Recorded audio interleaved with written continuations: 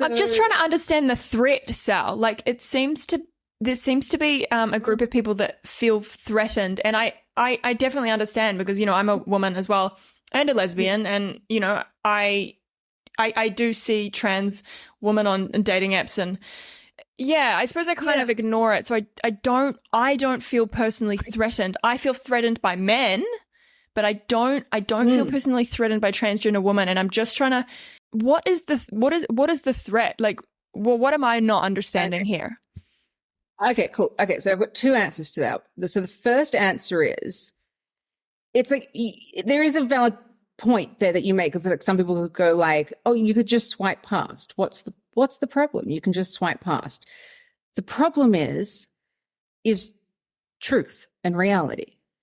So the fact that if women have to just be like, oh, I'll just swipe past and I'll just go, oh, okay, well, you know, that guy's just there and I'll just ignore him. First of all, will be called transphobic simply by that act. So it's like you can't win no matter what you do. But it's like,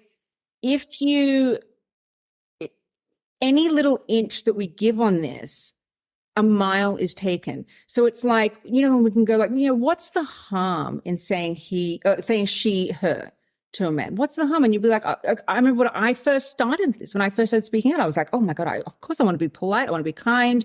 I will say she, her, until I got to the point where I realized if I say she, her for a man, that man then is going to demand the term woman. And then if I have to say she, her, and woman, I am then in a position where I can't speak freely. I can't explain why something is important to me.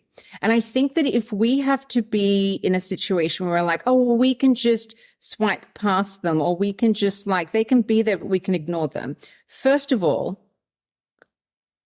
why do we have to make that concession for a man's identity? There's no man on this planet that is making that concession for a woman's identity. Not one. But women are trying to do it. And I think that that's wrong. So I don't think that this is like some like equalizing of the sexes. I think it is just old fashioned sexism in a new outfit. And the other thing is like, you cannot consent for other women. I can't consent for other women. You can't. It's like everyone has different boundaries. And so female only spaces and male only spaces was just the easiest way to express those boundaries.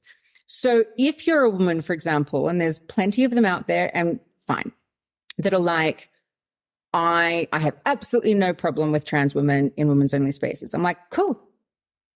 I have no problem with you. Create spaces for women and trans women. You can't you cannot enforce that upon every woman. You've got women that are experiencing all different things, whether it's trauma related, whether it is religious, whether it is just children and motherhood and you know, wanting to protect your child and raise them in a certain way, whatever it is, whatever your boundary is. Like, for example, one of the trans activist arguments all the time is they'll be like, you have a gender neutral bathroom at home. And I'm like, okay, yeah, cool. But when I lived at home with my mum and dad and I never went to the toilet when my dad or brother were in the room with me. My mum and I, however, often did, because we'd just be chatting. She'd be in the shower. I'd be on the toilet, or vice versa, and you'd be getting ready to go somewhere and you just keep the conversation going. That has never happened with my dad and I, beyond when I stopped like being around him, you know, when I was probably 2. It is just different.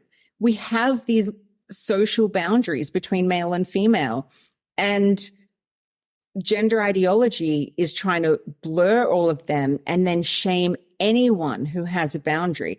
And so while I can completely respect if someone's like, look, none of this bothers me, that's fine. It doesn't have to bother you. And you can go and create any woman-only space that includes trans women as you want. No one is going to stop you. All we're saying is there still has to be female-only spaces. That's the crux of the argument. Like, if we're going to live in a free society, and that caters to absolutely everyone. Wouldn't a free society that caters to everyone include female-only spaces as well as spaces that can include women plus trans women? Because at the moment, the actual group being discriminated against is females. It's not the men who claim to be women. They're not the discriminated ones. They'll claim it, and it's being like presented as they are, but it's women